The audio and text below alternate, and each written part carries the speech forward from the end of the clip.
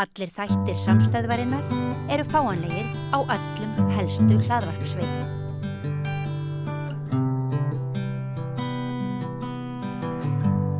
Herðu, það þjóðaröryggisstefna Bandaríkjanna, plaggið sem birtist snemma morguns, föstudagsmorgun í Evrópu, seint á fimmtudegi í Bandaríkjunum.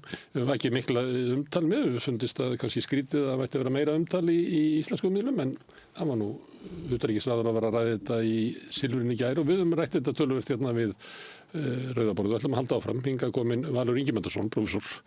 Velkominn. Má ekki kalla þið sérfræðing í öryggismálum Evrópu meðal annars? Já, þú getur gert það. Herðu, þetta plagg náttúrulega mjög sérstakt. Hvernig á maður að meta þetta? Er þetta verið að breyta þjóðaröryggisstefnu Bandaríkjanna og hún mun gilda fram yfir næstu ríkisstjórnir? Er þetta plagg sem sett inn í heita pólitík dagsins, sem bæði heit pólitík í kringum tilraunir Trump til þess að stöðva Úkraínustríðið, en það líka átök inn í Bandaríkjunum ýmis utanríkismál. Hvernig á maður að túlka þetta? Á maður að taka þetta mark á þessu? Já, það er spurning. Ég lít svo á að þetta sé með svona frekar innlegg inn í svona samtíma pólitíska umræðu mjög mikið, og ég er ekki viss að þetta sé endilega langtíma plagg. Þess að ég ekki líta á þannig, einfaldlega verið að þetta náttúrulega sker sig mjög úr hvað var það stefnu Bandaríkjanna, bara síðustu ríkisstjórnar Bandaríkjanna, en þó að margt í því kemur ekkert óvart það sem hefur bara verið að gerast á þessu ári. Ég meina, hvernig það verið að moralisera gagnvart Evrópu, hvernig það verið að draga svona almennt úr áherslu á Evrópu. Svo það sem kemur kannski núna mest á óvart er að Kína og Rússland er ekki lengur svona óvinnir, dregin upp fjandmynd af þessum ríkjum, og sérstaklega í Kína sem var algjörlega líka á fyrra kjörtímabili Trump var þetta alveg lykil atriði. Þetta var bara kerfislægn ógn sem ætti að taka tillit til á öllum sviðum. Breyting sem hann setti í gang og Biden svo sem viðhélt. Algjörlega, það var akkurat þannig, og það er sem sagt, og því leyti reyndar þegar hvernig það talaði Rússa, það er búið að vera að skrifa Rússa út úr þessu handriti að mestu leyti, og það held ég að tengist mjög bara þessu samningaumleitunum hans út á Úkraínu. Svo að þetta er svona dálítið sem að segja á ensku, maður sletta, en svona dálítið present oriented. Þetta er svona miðað við sem nákvæmlega sem er að gerast í dag. Sem þetta ætti ekki að vera, því að svona stefna er lengri tíma, og svo er þetta mjög persónugjart. Þetta náttúrulega byrjar á einhverju sjálfsupphafningu hvað hann hafi leyst átök hér og þar, og oft er þetta bara einhver skáldskapur, eins og hann að tala hann hafi leyst átök milli Indlands og Pakistans. Ég meina, Módi sagði hann ekkert komin á það tí.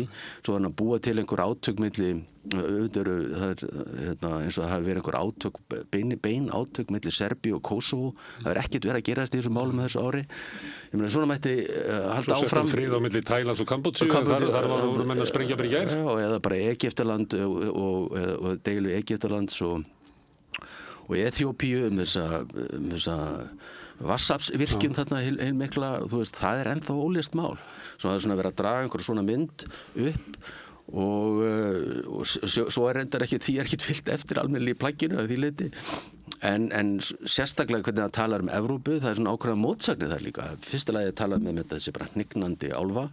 Það er fyrirlitningum Evrópu. Já, dálítið þannig, fyrst, og líka, og þetta sé bara hnignandi, líka efnahagslega. Það hefur verið svona bara 14% af heimsframleiðslunni, það hefur verið miklu hærra hlutfall í ráðu fyrr við nokkrum árum, og svo líka að hún sé bara rangri leið bara út af þessu innflytjendastefnu, og bara það verið að gefa það í skyn. Siðmenningarlegt hrun. Já, siðmenningarlegt hrun, og líka verið að gefa það í skyn að bara þessi teóría þessi stóru umskipti great replacement theory, þar að segja að íbúar Evrópu verið af erlendum uppruna eftir nokkur ár bara að taka yfir og eru meirihluti. Innan við 20 ár, þannig að þau lönd verið þannig að þau geti ekki orðið góðir bandamenn Evrópu.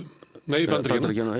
Hvernig lítur á þetta? Ég meina, lít á Bandaríkjan. Hverjir eru þessi litið á þá borgara sem þar, íbúa sem þar búa, það eru kannski 15% sem voru fæddir í öðru löndum. Þetta sama bara við flest Evrópuríki. Ég meina, í Frakklandi er hvað tala 11 og 12%. Og í Austur-Evrópu er þetta bara 3 og 4%, það skiptir engu máli.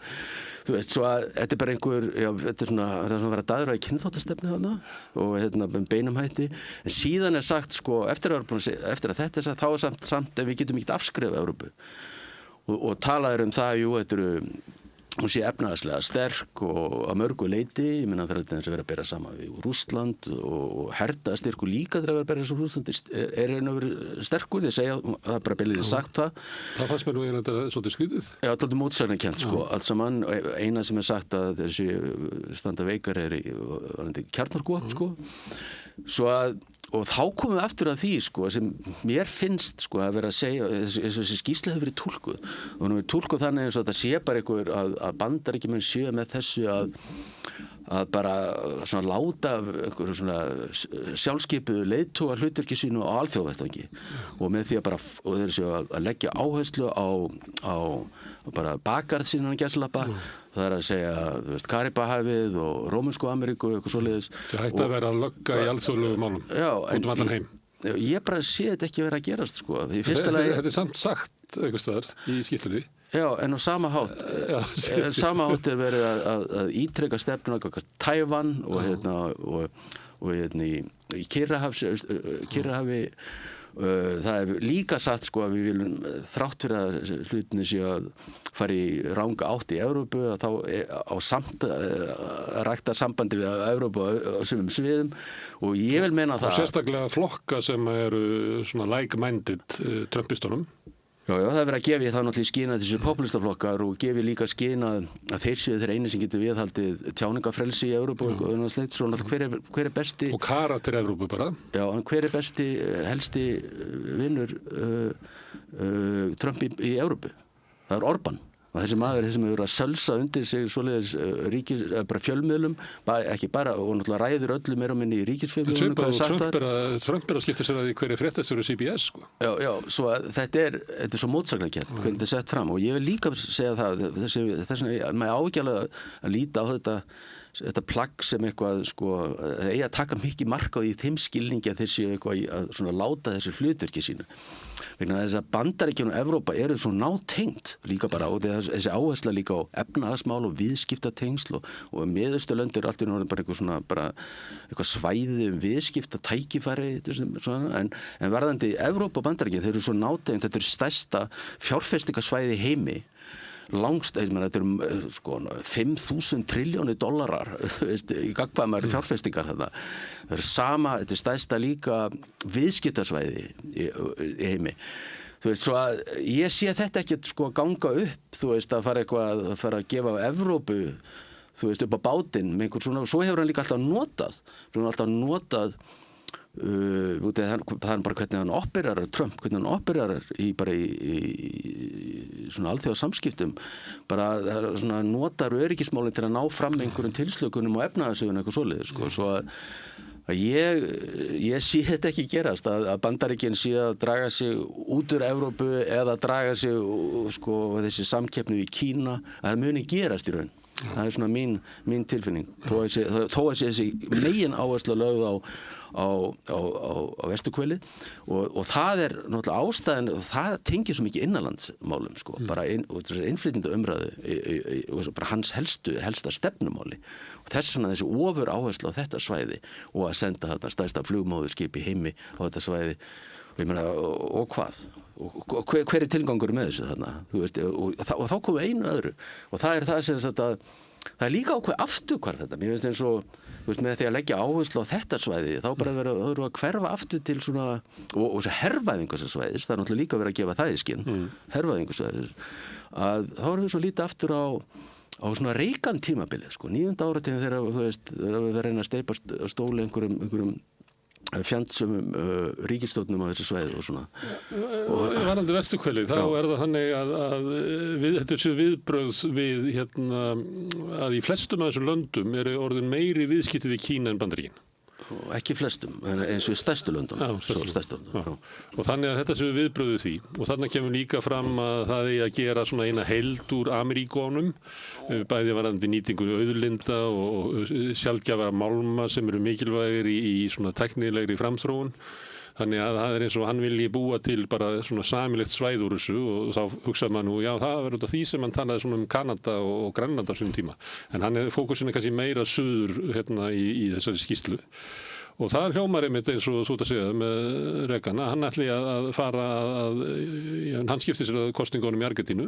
Hann sagði að stuðningur Bandaríkjanna verið háður því að Argentínumenn myndu kjósa flokk Milei. Hann að skipta sér að forsetakosningunum í Honduras, ég veit ekki hvort þessu búnir að telja núna, hann að hvetja til þess að hætta að telja því að hans maður yfir og hann náttúrulega talar mjög fjálglega að skipta yfirvöld í Venezuela og stundum hljómar eins og hann verið til að gera það bara í Kólumbíu líka eða eitthvað.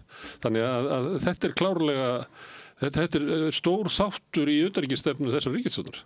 Algjörlega og það verið með að tengja þetta plagg bara við þessa stefnu sem hann verið að framfylgja og akkurat þá eru aftur komin að þessu hvað þetta að mér finnst hún, þessi skýrsla byrði þessu merki að hún svona endurspeglar það sem nákvæmlega gerist í dag.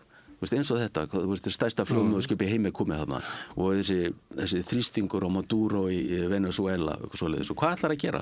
Hvað eru margir bandarískir hermenn í Karabahefinu kannski, ég veit ekki, 10.000 eitthvað svoleiðis, ég meina her Venezuela, það eru 200.000 manna her svo ég meina ef þeir ætla, ég sé hann ekki fara að ráðast inn í landið en hann getur gert loftárásir og gert kannski sem hann gerði, í Íran eina árás svo er ég hættur eitthvað svoleiðis og þessi kjarnorku. En það fer náttúrulega eftir í hvernig mat svona ráðgjafans það getur vel verið þessu menn þarna sem meta það að ef að Bandaríkjamenn sína hnykla vöðuna nógu mikið að þá verði óeiningin í Venezuela og ef að við kæmum þá myndu menn leggja niður vopn svona, ég meina menn. Það augljóslega verið að reyna, þetta augljóslega strategían að reyna að setja bara alveg maximum þrýsting á stjórnvöld en án þess þó að þurfa að beita herveldi. Þú vil ekki gera það fyrir en að þeir vita þeir vil ekki festast í Víetnam. Eins og staðan er núna, hann er ekki að fara að ráðast að inn núna. Það er ekki eins og staðan er núna. Ég myndi ekki veiða það. Nei, og þessi fókus á að Ameríkan sé okkar og eigi að vera viðskiptaleg og pólitísk og hernaðarleg eining. Og það töluvert á því. Ég hef verið svolítið að reyna að fylgjast með í Suður-Ameríku og sumu leyti finnst manni að þetta sé dæmi lönd sem væri kannski gott fyrir að það væri ekki bara einpóla heimur. Að geta þó leita til Kínverja með eitthvað því að það er ömurlegt eins og Úkraínar upplifa núna. Það er ömurlegt að vera land í túngarði stórveldis. Það er miklu betra að hafa einhverja valkosti og sama á við til dæmis kannski í Afríku að það getur stundum verið ágætt fyrir að hafa valkosti. Þetta verður ekki bara áður undir hælnum á Vesturlöndunum og annað slíkt. En mér sýnir að þetta séu viðbrögð við þeirri þróun sem hefur verið í Suður-Ameríku að það hefur svona losnað aðeins ég meina tækifærið þeir eru að ræða að búa til fríverslunarsamningu við Evrópu, Brasilía komið í BRICS, fleiri lönd hafa áhuga á því, Argentína var að hugsa áður en það var skiptu forseta. Þannig að það er eins og að sé verið að bakka út úr þróun sem að varð í heimsmálunum vegna uppgangs Kína þegar að Bandaríkin voru upptekin í Miðausturlöndum og kannski eitthvað myndi segja jafnvel í Evrópu að þá hefur það áhrif í þeirra bakgarði og þeir ætla að laga það. Það er akkurat sem segir í skýrslunni bara beinlega sem segir í skýrslunni þetta er á hárrétt og þetta er akkurat vandamáli við svona stefnu þegar mörg smáríki vilja bara þess að þau vilja bara geta vesla við alla eða viðskipti við alla án þess að vera alltaf bundin einhver ákveðnu stórveldi og þetta gerist og þetta á sérstaklega við Bandaríkin og Kína ekki satt og svo eins og gerist þarna og maður lítum bara Ísland allt í einu þessi áhersla að reyna að auka samskiptum í Kína eftir hrunið alltaf Bandaríkin sýndu engan áhuga og það var alveg hægt og meðan svo og gerði engar athugasemdir við það svo aftur og þangað til Trump kemst aftur til valda þá þetta orðið vandamál bara verulegt vandamál í að gera belt og brautsamning já ok, þetta var ekki komið svo langt kannski að gera í samræmi við einhver skilaboðum það væri ekki þolað já bara Pence koming að segja fríverslunarsamningu við Kína þarna í gatinu. Akkurat á þessu tíðanbilið þarna sem þetta var hægt og Bandaríkjunum og það er sama sem er að gerast núna með Rómönsku Ameríku og svona að vegna þess að Kínverjar það er mjög mikið og sérstaklega þessi stórríki þú veist Brasilíu, Argentínu og það er svo mikið og líka út af þessum málmum og öllum þessum náttúruauðlindum sem það er augljóslega sem er líka að hugsa á þessu svæði Svo að, jú, þetta akkurat vandamáli, en þetta líka bara vandamáli við svona, sem kalla á ensku, þessi, sem þetta lýsa, þessi geta eiga valkosta, svona hedging, þetta kallað, að þá að loksins þegar stórveldi sem nær, þú veist, sem söguleg tengsl byggjast mjög mikið á þegar það allt í einu rumskar og segir, ég vil þetta ekki lengur, þá oft mjög erfitt fyrir þessi ríki að halda hinu áfram, þú veist, að og það oft vandamál. Það getur verið mjög dýrt fyrir þessi ríki að vera í óvinveittu sambandi við nálægt stórveldi. Nákvæmlega, og þá eins og Trump náttúrulega þó forverar hans hafa aldrei gengið svona langt. Hann bara segir þá bara setjum við 50% toll á alla vörur sem koma frá okkur eða hægir ykkur eins og ég vil. En þetta einmitt vandamáli við að fylgja svona strategíu sem mörg smáríki vilja gera. Þú veist, þau eru svo veik, hvort þið ég menna, við viljum bara geta að vera vinir allra. Þú veist, það svoleiðis hugmynd. En þessi breyting, maður gæti alltaf síðan að fyrir sér, hún bara svona eðlileg viðbrögð Bandaríkjanna, tengist kannski ekki Trump sérstaklega, út af breytingum í heimsmálum. Þetta bara allt í einu verið Monroe-kenningin og Roosevelt við bótin við hana, allt í einu lifandi og skiptir máli, sem hefur kannski ekki gert áður, af því að Bandaríkin voru upptekið við annað, það sýna það líka náttúrulega jafnvel svona stórveldi hefur bara athyglisban upp að ákveðnu marki. Þau geta bara staðið í einhverjum 2-3 stórum málum og þá gleyma þau, það bara þannig að alveg, við erum ekki með stærri haus en það, þótt að fólk sé í stórum ríkjum, að þá nær ríkið ekki, ríkisstjórnin nær ekki hafa fókus á mörgum málum í einum. Þannig að einhvern veginn þetta viðbrögð bara sem maður gæti hafa séð fyrir. En kannski stíllinn ekki, hann mjög sérstaklega trumpískur, sérstaklega það sem blanda saman hernaði, pólitík og viðskiptum á mjög sérstakan hátt. Þetta það sem hann gerir út allt. Hann bara blandar öllu þessu saman og alveg óhika, þetta svona fjárkúnar, þú veist, aðferðir, hvernig hann notar í sínum samskiptu önnur ríki. Það bara, ef þú gerir ekki þetta þá og tollar hafa verið aðalega að nota þetta þess. Og kasta kannski fram svona tilboðum og sér til hvernig tekið í þeim, breytir þeim og svona alltaf eins og sér bara þessi lifandi viðskiptasamningur sem í gangi. Það akkúrat þannig. Og hann náttúrulega hegðað sér alltaf þannig, að stundum verið sagt að hann alltaf með viðbrögð bara við ykkur ástandi. Og það kannski vorkunn þeim sem hafa þurft að búa til þessa stefnu og ástæðan fyrir að hún kannski stangast sumstaðar á innbyrðis að þegar menn að reyna að búa til stefnu í kringum athafni slíks manns sem bara með viðbrögð við hinn og þessu, að það getur verið flókið, Nákvæmlega, og svo og þeir sem eru þú veist með honum í liði, ég meina þeir eru ekki allir með sömu skoðanir, ég meina það svona eins og endurspeglast í þessu plaggi, það þetta maka, þú veist, með þessi áherslu á, þú veist, þessi Evrópu og hnignun Evrópu og þessa populista flokkar sem að gefa það í skyn að þeir styðja þá, og líka það sem hann segir Rómönsku Ameríku, hann að tala það að þeir bara styðja, hann segir styðja stjórnmálaflokka beint, þú veist, sem eru fylgjandi þeirra stefnu Bandaríkjanna. Þetta verður ekkert sagt í stefnu, CIA hefur nú stundað slíku undiróðustar sem mára beili hér og þar, en þetta ekki sagt svona með þessum beinum hætti. Þetta svona viðbrögð í stefnu. Annað sem í henni að verðandi Mið-Austurlönd sagt að hann eiginlega flautar af stefnu sem ég meina síðast kannski sá háaresti við að halda henni fram hafi verið George Bush yngri, sem var hugmyndur það að útbreiða lýðræðið í þessum heimsluta og koma á löndu sem væri líkari okkar og það væri leiðurinn að fríð og leiður að viðskiptum okkar við þetta svæði. Þetta bara flautað af og sagt bara í þessu svæði fólk með alls konar hugmyndur hvernig stjórnvöld eiga að vera með konungsríki og það náttúrulega nýbúið að vera ég veit ekki forseti Sýrlands, nýbúin að vera í Hvítahúsinu sem að fyrir korteri síðan hefur verið skilgreindur sem íslamískur terroristi. Þannig hann að segja það að hann alltaf ekkert að skipta sig innanlandsmálum þarna. Nei, það alveg skýrt.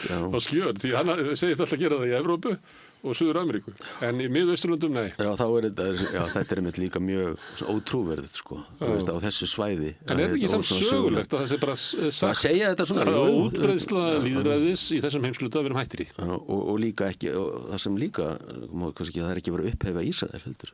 Nei. Það áhugavert líka. Og jú, það akkurat, hann sér þetta bara viðskiptatækifæri aðalega, eins og allavega svona talar svæðið. En þetta eitt líka sem sem að sér ekki fyrir sér að sé trúverðugt og verði, ég meina eins og ég vil meina það að Bandaríkjamönnum skiptir sér öllum þessum svæðum í framtíðinni. Þau séu ekki að draga sig í hlé.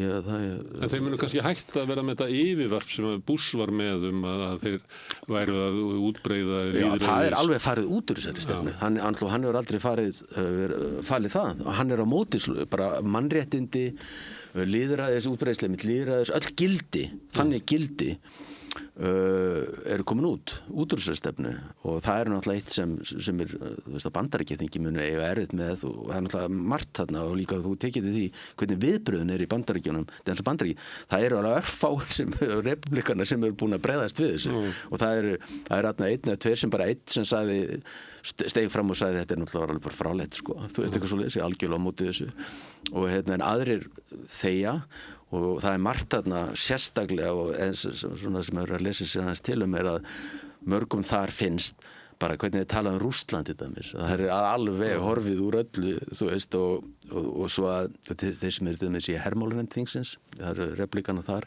sem eru miklu meira svona traditional replikanar, þú veist, sem ekkert, þú veist, það sem þeir geta tekið undir svona meiri áherslu á samt á vesturkvelið sko, bara út af því að það svona almennt bara stefnan á þessi innflytjendamál og allt þetta.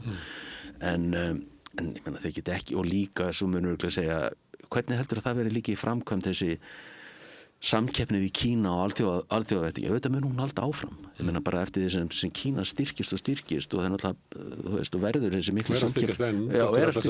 Algjörlega. Svo bara ég held bara í framkvæmd, þá verður þetta öðruvísi. Það svo mín tilfinning. Það bara verði í framkvæmdu verði þetta öðruvísi.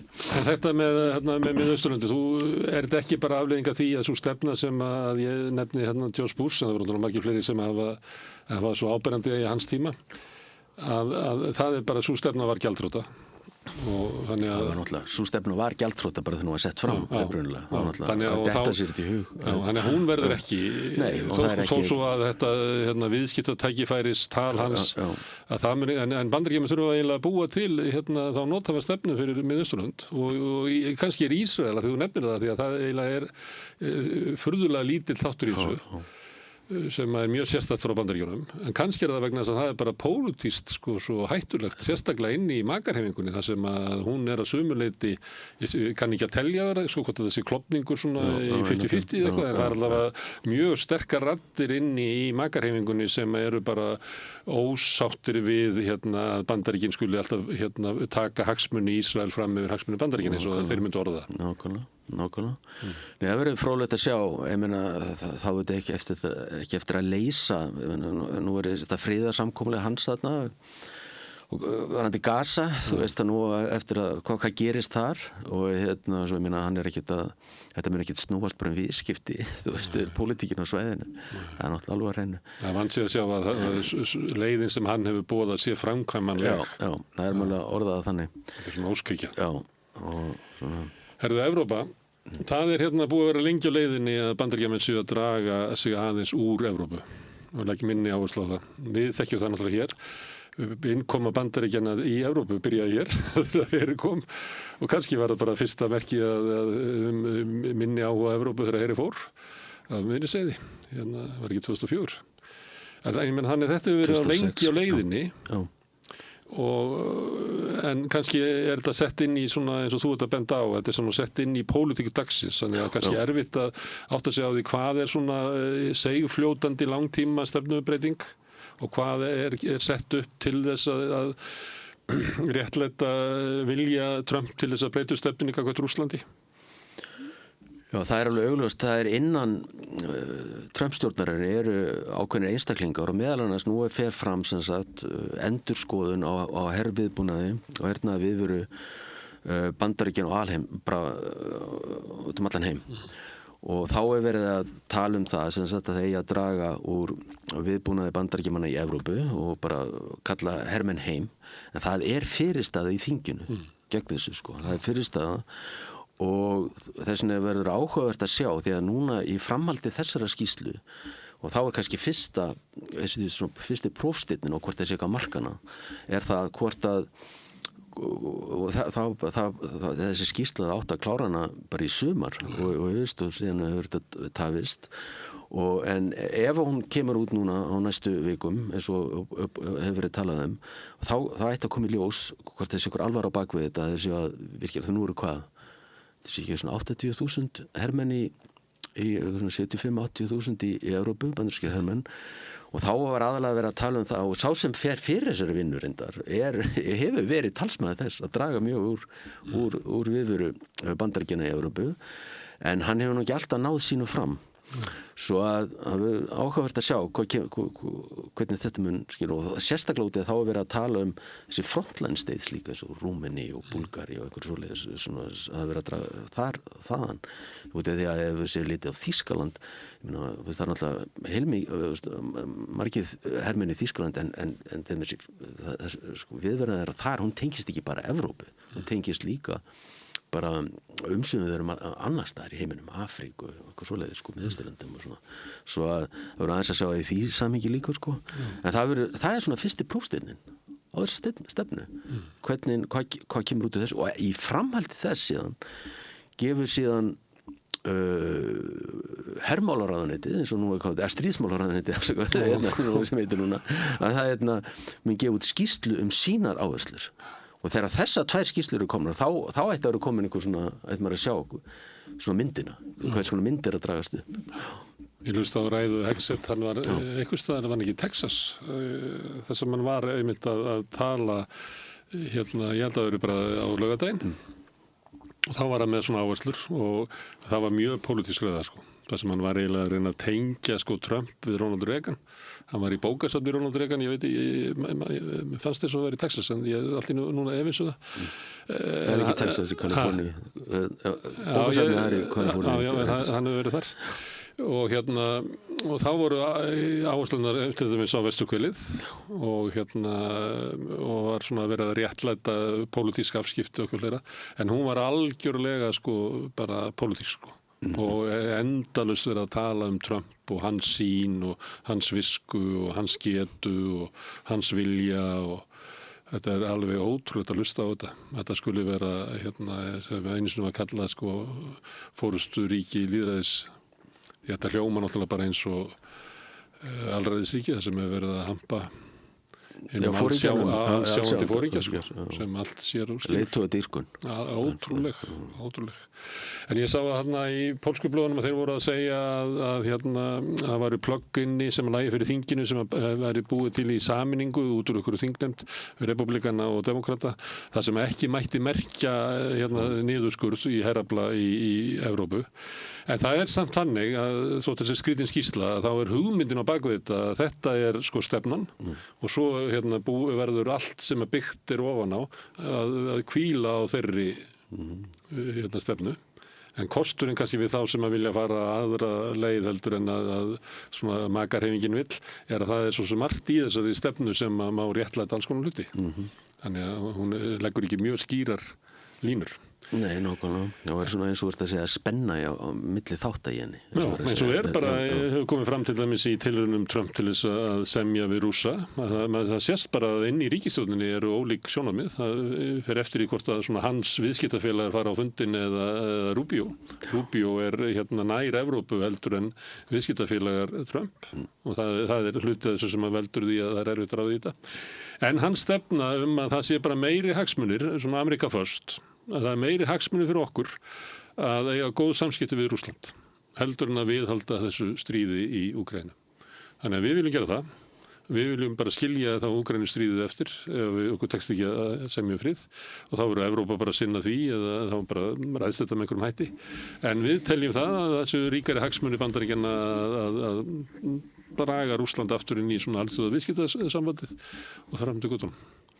Já, það er... Þetta er þannig. Já, og þetta kom fram bara strax á fyrstu mánuðunum. Þú veist, og þá þessi hugmyndir, svona stórveldapólitík það sem sagt, það sem við ekki rættum, að hefði mátt gera líka er að náttúrulega þessi bara anduð líka á alþjóðastofnunum og yfir þjóðlegum stofnunum öllu slíku. Ekki bara Evrópusambandið, við virðist það eiga bara við NATO og Sameinuðu þjóðirnar og allt bara. Það er náttúrulega augljóslega beinist mjög gegn Sameinuðu þjóðunum hefur gert frá upphafi.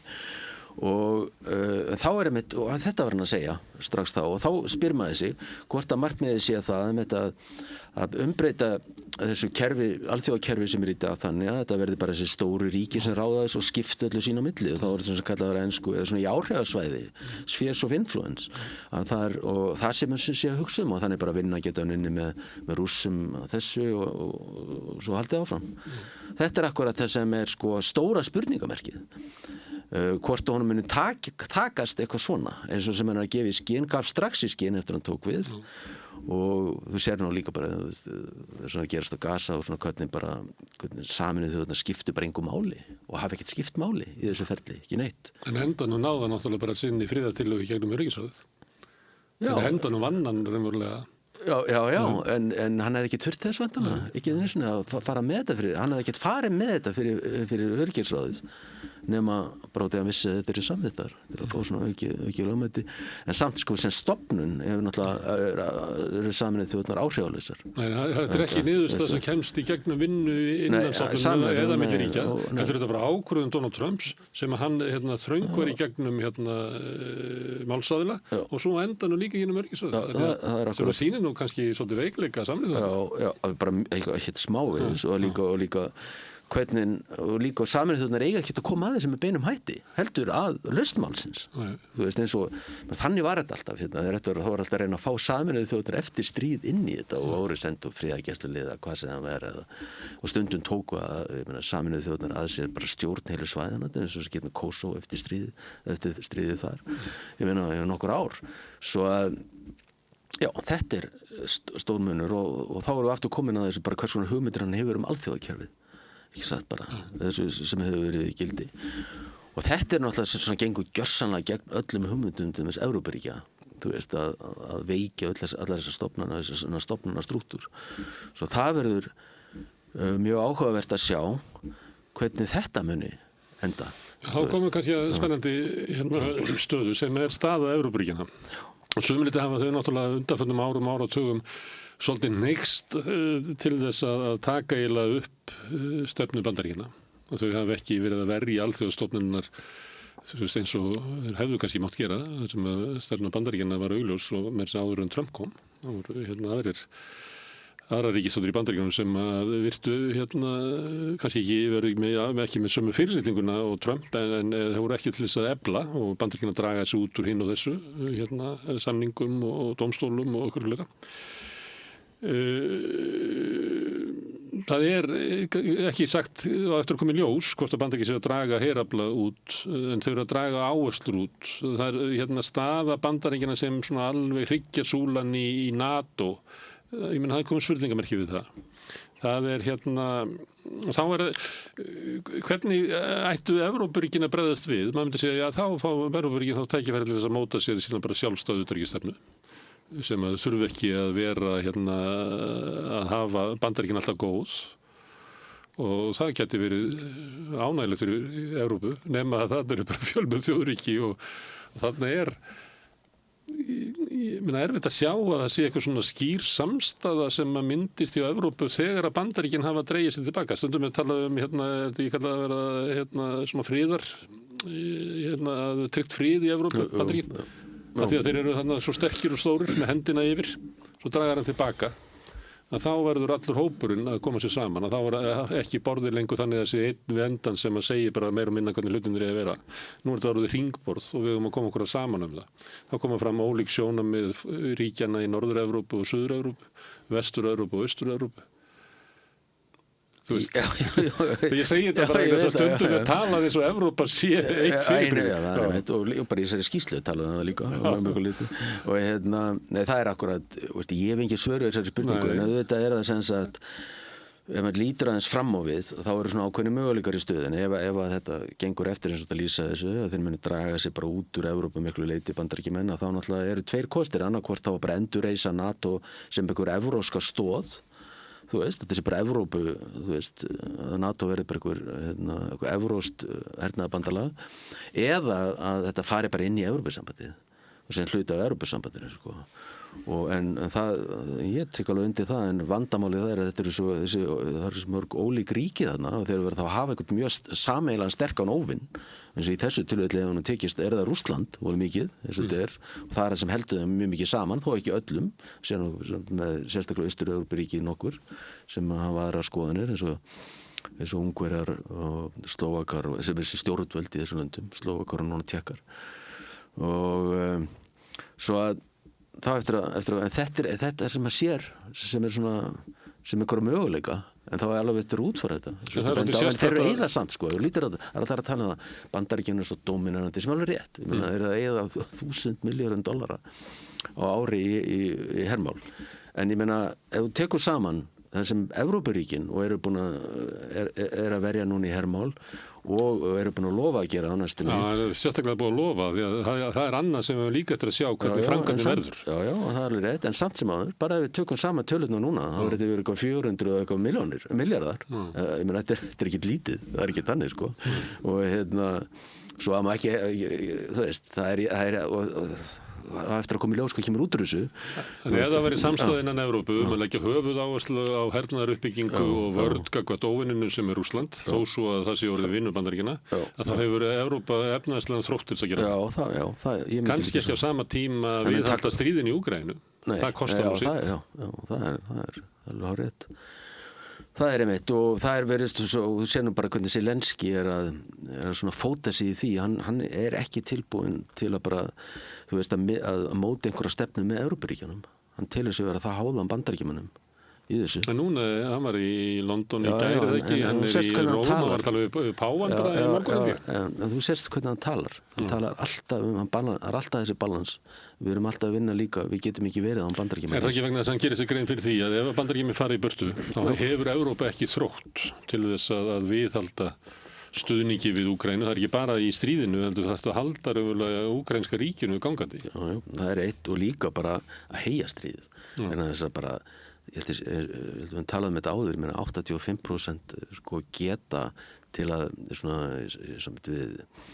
reka stríðið eins og með eftirliti og njóstnum og einhver svoleiðis bara andstæðinginn. Það eru Bandaríkjamenn sem láta þær upplýsingar í té. Slíkar upplýsingar eru svo gjörsamlega háðir Bandaríkjamönnum upp á slíkum og þetta hefur náttúrulega Trump, hann hefur hótað að nota þetta sem vopn gegn Úkraínumönnum, að hætta að veita þessar hernaðarupplýsingar. En þetta er eitt sko, en þetta er alltaf áhugavert, stjórnum að tala um að Evrópuríkin séu þú veist, þeir eru að verja meiri fjármunum til hermála en þetta er eitt sem Þjóðverjar er að leggja mjög mikla áherslu á.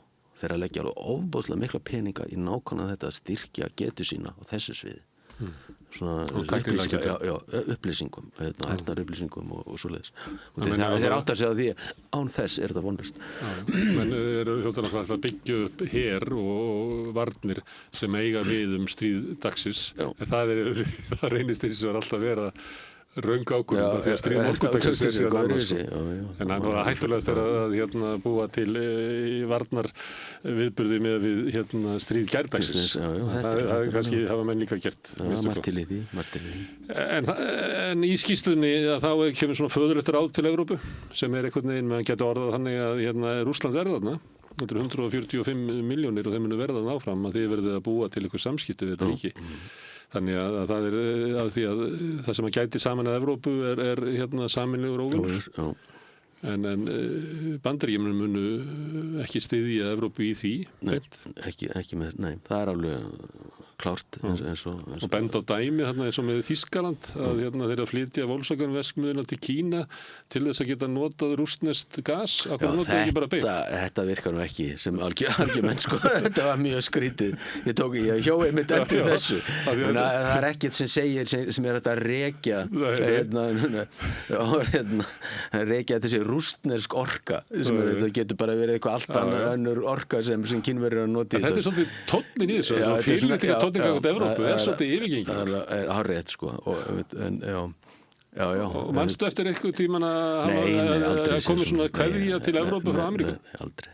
Þetta er alveg, en bara í stíl við bara hvernig, við þennan stíl stjórnarinnar, bara hvernig bara þessi retorík og ég meina það er ekkert verið að fylgja diplómatísku reglum eða bara, þú veist, hvernig bara er talað önnur bara stjórnvöld annar ríki og önnur ríki og það náttúrulega byrjaði strax á fyrra kjörtímabilinu Trump sem hvernig hann talaði bara þetta væri þú veist hvernig hann talaði ákveðin svæði eins og Rómönsku Ameríku þú veist og hann bara sá þetta væri og líka svo eins og tala núna hvað var ekki Sómala, já það var alveg, ég hlusta á það var í Hvítahúsinu það var yfirgengilegt þetta bara ónýtt fólk við erum að taka bara Sómalana frá Minnesota svo kynþáttahyggja alveg og senda á tilbaka til land sem ekkert land þetta fólk sem getur ekki haldið upp í landi af hverju erum við með það hér þetta bara afmennskun og þetta akkurat þannig það það sem hann kemst upp með þetta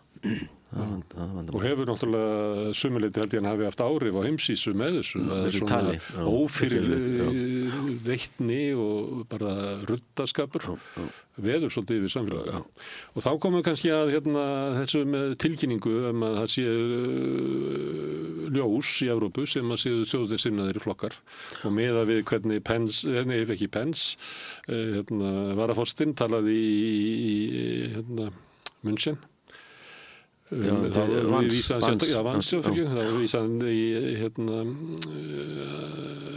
AfD sérstaklega en það alveg augljóst hvað flokka hann að tala ég meina Farage reglulegu gestur í Hvítahúsinu og svo þetta á Spán þetta Vox og þjóðfylkingin í Frakklandi og AfD í Þýskalandi og ég meina Meloni hefur talað á fundum Repúblikanflokksins og Orbán og hann var nú bara að tala í gær í viðtali við Politico hvað Erdogan þótt að sé svona tough cookie eins og hann sagði hvað hann ber mikla virðingu fyrir honum þannig að við veitum alveg svona hvaða stjórnmálaafl og sumuleyti þá verið að stilla þarna upp að gamla kerfi sem hann var að það bara mikil hnignun og eyðilegging og það stríðir gegn vilja þjóðarinnar því að það er náttúrulega alltaf innbyggt inn í hugmyndi populistana að þeir sem eru kostið til valda eins og Trump í gegnum hann fer eiginlega inn raunverulegu vilji þjóðarinnar og hann lítur svo á að AfD í Þýskalandi eða Farage í Bretlandi séu með þennan hæfileika að geta talað hvernig raunverulegi vilji þjóðarinnar, hérna raunverulegu þjóðar,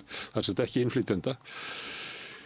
Og hann sendir þessi skilaboð og ég meina Bandaríkin ekkert smáraðir sterkt afl sko, þannig að það eru anskonar menn í Evrópu sem að sjá sæng sína útbreyta, þetta bara framtíðin.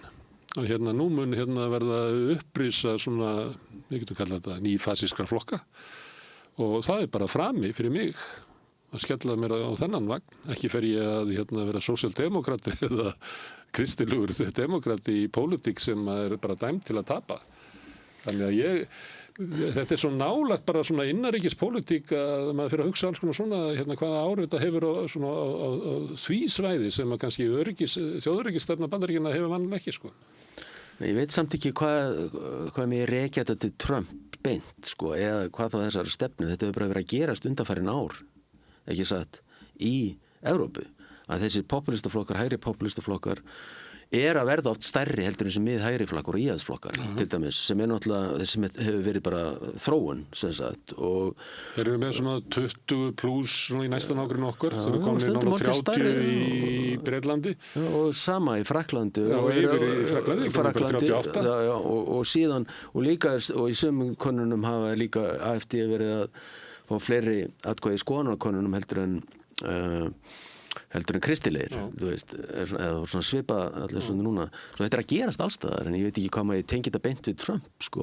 Þetta var þessi þróun átti sér stað áður en hann verið svona, þetta hefur líta til hans. Það er annar munur þegar litið á þetta sem svona heildarstefnu sem að breyða sér yfir. Það séu, þótt að hafi náttúrulega verið einhver samskipti á milli frönsku þjóðfylkingarinnar. Þetta líka samt að þetta hættur þetta hættur þetta líka fyrir þessa flokka að taka upp mjög svona bara beinan stuðning við Trump. Hann ofta ekkit vinsæll í þessum löndum. Þú veist líka hvernig hann talar almennt þessu lönd.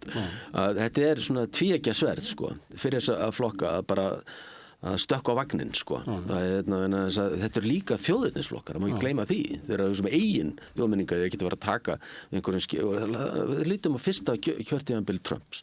Þegar Steve Bannon var að fara í þessa pílagrímsferðir sína til Evrópu og ætlaðist bara til að sameina þessa flokka undir byrjunum. Það gekk ekkert upp hjá honum. Þú veist, þetta er náttúrulega mótsögn sem felst í því að í einhver svona þverþjóðlegum tilraunum til að sameina flokka svona mótsögnin sko, þetta eru þjóðernisflokkar þeir vilja halda við sitt eigið land sko, þó þið geti unnið saman þú veist eins og í Evrópuþinginu eða eitthvað svoleiðis sko, þá hefur líka verið spenna oft á milli þessara flokka þú veist, svo það ekki þetta er eins og ég segi, þetta er ekki svona einfalt þannig. Það var eitthvað sem að taldi hjá Farage að hann hefur sagt Trump sjaldnar. Já, ég skynni það líka. Það bara sér mjög á því. Hann segir sjaldan Trump. Og það óttast þetta geti... En áður en Trump var kjörinn, þá sagði Trump sko oft á dag. Já, það er akkurat máli sko. En en það er verið að reyna, það er augljóslega með þessum orðum í þessari stefnu augljóslega verið að vísa til þessari flokka, þetta er alveg rétt sko. Já, og Elon Musk er með afskipti, mætir á fundi á þessum flokkum. Já, hefur gert alveg frá upphafi. Svo Þannig hvernig gætu áhrif Bandaríkin hafði náttúrulega gríðarlega áhrif á pólitík í Evrópu á eftirstríðsárunum. Skiptu sér að pólitík þar. Hlutfallslega voru þau náttúrulega miklu sterkari en þeir í dag. Sko, Evrópa, þú veist, þeir voru að skipta og voru að veita Marshall-áætlun og aðstöðun og allt það, sko. Svo er nú kannski ekki alveg saman að jafna. Svo ég átta mikið alveg á því hvað þetta hefur mikil áhrif á innanlandspólitík í þessum löndum. Eina sem þetta hefur áhrif örugglega á retórík þessara flokka, það geta tekið margt upp. Þú veist, þessu flokkum. En til dæmis það þessi flokkur höfðu samsama sig mjög svona oft Rússlandi, þú veist, og þeir eru auðvitað ekki svona og það ég leit sko á tímabili leiti svo á að þetta væri svona meira bara til að vera öðruvísi en svona mainstream flokkar, þú veist, vera á móti þeim, gera eitthvað öðruvísi en og stund og líka eins og með Meloni, þetta er núna tvírætt hvernig hún hefur komið fram og hefur ekki tekið svona vera á móti þessari, þú veist bara Úkraínustríðinu og líka bara innrásinni, svo hún er ekki að taka alveg afstöðu þar með Rússum svo þetta en núna er þetta miklu auðveldara fyrir þá ef Trump er þessari línu það er náttúrulega vilji Trump að þessi stjórnmálahreyfing rísi upp í Evrópu svo að hans hugmyndur samskipti Evrópu og Rússlands muni ganga eftir og allt í einu eru stödd í því að rússnesk ríkisstjórn og bandarísk ríkisstjórn verður líklega að styðja sko sömu flokkana. Já. Það búið að vera mikið talað undanfarin ár afskipti Rússa af innanlandsmálum í Evrópu að hafa áhrif á kosningar og annað slíkt en núna verður líklega bara Bandaríkin sömu sveif. Það gæti farið þannig og samt er þetta aldrei mótstæðan sem tala um Meloni þú veist, mér veist hún sko hún er ég hef alltaf litið svo á að hún er náttúrulega bara hún er uppalinn sko í nýfasista hreyfingu sko þannig verður hún bara fer í þann flokk bara arftaka MSI sem var bara nýfasisku flokkur sem að Mussolini stofnaði eftir að Þjóðverjarnir fóru. Já, það var stofnaður eftir að alveg beint en svo aftur á móti eru þessar miðhægri stjórnir og miðvinst stjórnir núna í Evrópu bara mjög ánægði með hana mörguleiti vegna þess að hún er svona pragmatísk á varðandi Evrópusamstarfið og er ekki að taka þessa línu mjög á í utanríkisstefnunni en hún er að haga sér allt öðruvísi heima fyrir. Þar er hún að taka upp þessa populísku og er að þrengja fjölmiðlum og alls kyns svoleiðis. Þar er hún og þessi harða innflytjendastefnu og allt þetta. Þar er hún að taka þessa línu og ég vil meina að ástæðan sé svo að þá er hún að hugsa Ítalíu. Hún er sem hagsmuni Ítalíu og þegar Ítalar vilja alltaf vera í sama liði og Frakkar, Bretar og þessi stóru Evrópuþjóðir og hún vilji ekki einangra Ítala úr því yfir þess að stundum bara er ekki haft samband við Ítala þegar þessar stórþjóðir eru að hittast til dæmis þeir eru að hitta Zelenski. Já, hún fær ekki að vera við aðalborðið. Nei, ég er að segja. Svo er næst, og þetta þola Ítalar ekki. Þeir þola þetta ekki og þetta ég held að sé svona strategísk leið líka fyrir hana til að vera með þetta reyna að komast alltaf hæst meðal Evrópuþjóðanna. Þess vegna er það út af þjóðarmetnaði í Ítali þá verður hún að spila svolítið með meistaradeildinni. Og það skiptir náttúrulega máli í mörgum löndum eins og í Þýskalandi að Þýskaland sé forysturíki og það skiptir máli í Frakklandi og Bretlandi sem að við kannski hérna á Íslandi kveikjum mikið á en þetta getur skipt miklu máli kannski fólk er ekki að kjósa beint út af þessu en þetta skiptir miklu máli bara stöðu leiðtogans innanlands að hann hafi sómasamlega stöðu erlendis. Þetta skiptir sannarlega miklu máli fyrir Putin. Hvernig hann birtist í til dæmis í heimsókn til Móti eða Sí og að það að hann hafi verið boðið til Alaska á sama tíma og Vesturlönd voru að þóttust alltaf handtakan ef hann lendi hjá sér til þess að ákæra hann fyrir stríðsglæpi. Það skiptir náttúrulega miklu máli fyrir þessa leiðtoga að vera í réttu samhengi í fjölþjóðlega. Amen.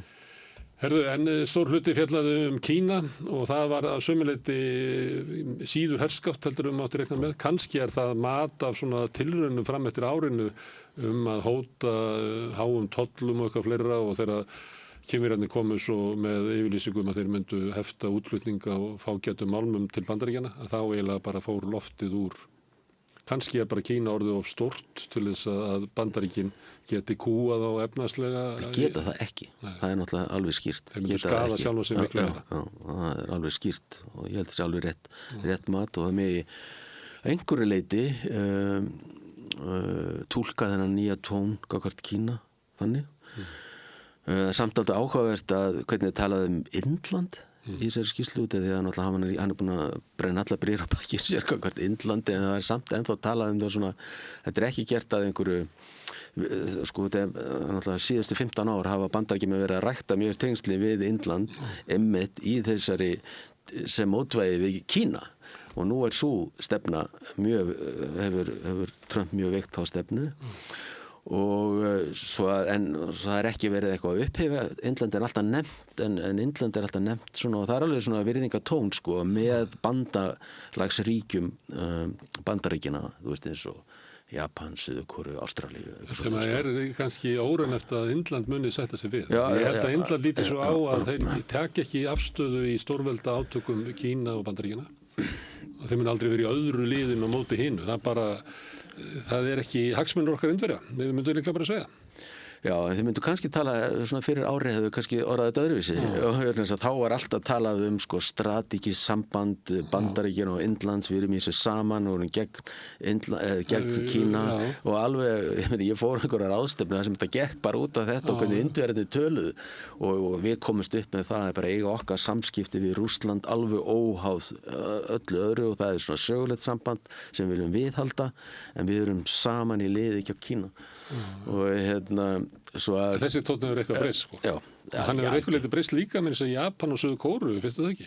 Það svona þau séu að hugsa, þú veist, kannski þetta ekki besti og eini valkosturinn okkar að vera bara í liði með Bandaríkjunum. Sko, ég veit ekki hvort þau ganga svo langt á þessu stigi, mér virðist nú ekki vera að gera það, en aftur á móti fara örugglega að hugsa það að flytja út vöru sínir eitthvað annað til annars ríkis en Bandaríkjanna ef þessi tollastefna hefur verið viðhaldið. Og það sé bara verið að vinna að því, þú veist, að finna bara nýja markaði. Það er sama með Ástralir, ég held að þessu byrjar að hugsa sér gangi svo sagt. Nákvæmlega. Svo þau kannski ekki alveg í sömu stöðu og Evrópa sem náttúrulega það sömuleyti þetta, þótt að margt í skýrslunni sé svona slow train coming hafi verið svona leiðinni, að þá hún samt þegar hún kemur og maður lesi þetta, þá þetta náttúrulega rosalegur þvottapóki í andlitið á Evrópu. Og allt tal, bara íslenska stjórnmála sérstaka samband við Bandaríkin og vinaþjóðir og allt svona að þú getur náttúrulega ekki kallað vinaþjóðir sem að tala svona við Evrópu. Það mun erfiðara. Herðu Valur, alltaf gaman að fá þig að tala öryggismál. Hjörðakir. En við höldum áfram við Rauðaborðið allir að skilja heiminn og samfélagið og okkur sjálf. Næsti kafli eftir augnablik. Alþýðufélagið eigandi samstöðvarinnar. Markmið félagsins að auðga og bæta umræðu í samfélaginu. Allir geta gengið í Alþýðufélagið með því að skrá sig fyrir áskrift að samstöðinni. Samstöðin.is. Við lifum á tímum þegar þörfin fyrir opna og gagnrýna umræðu brýnni en nokkru sinni fyrr. Ég heiti Ólína Kjerúl Þorvaradóttir og ég styð og vel samstöðina, sjálfstæðan og óháðan fjölmiðil.